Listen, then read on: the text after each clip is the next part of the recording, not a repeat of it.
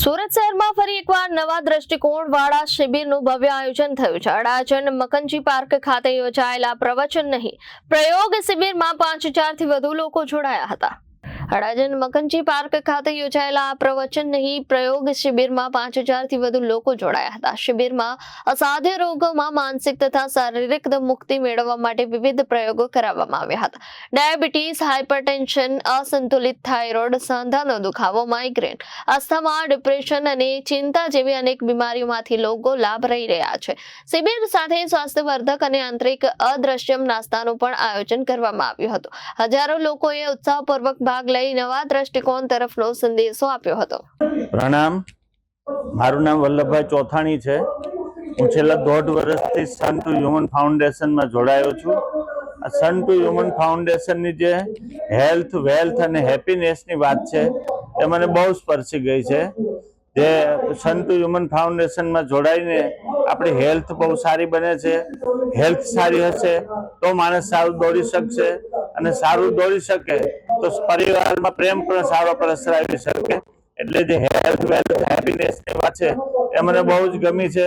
અને જે સન two human ફાઉન્ડેશનમાં જોડાયા પછી એ સાંજે ઊંઘવાનું અને સવારમાં વહેલું જાગી જવાનું જે વાત છે અને રોજ યોગ પ્રાણાયામ કરવા।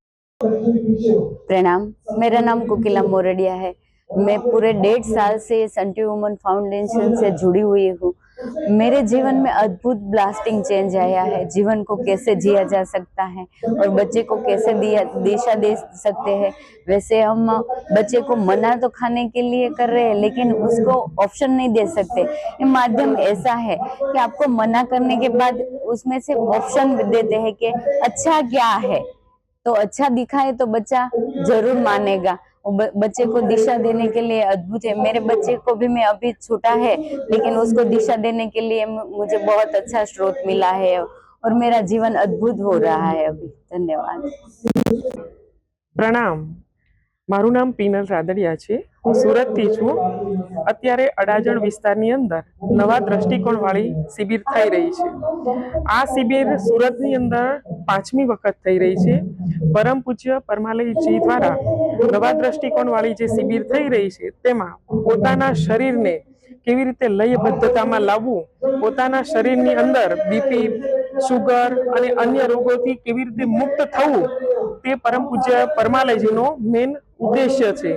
તો આ શિબિરની અંદર લોકો જોડાય અને પોતાના આરોગ્યને લગતા કયા કયા ફેરફારો કરવા જોઈએ તે એક અદ્રશ્ય નાસ્તો સવારે 15 થી 20 આઈટમનો જે અદ્રશ્ય બ્રેકફાસ્ટ કરાવે છે તે તમારા શરીરને ખૂબ જ અનુકૂળ છે। એટલે મારી સુરતના દરેક વડીલોને આ પ્રયોગ નાના વ્યક્તિથી લઈને વડીલ સુધી દરેક વ્યક્તિ કરી શકે છે।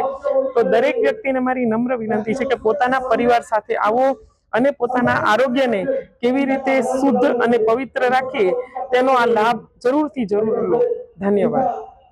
Reporter Arvind Rathod, Janadesh news, Surat.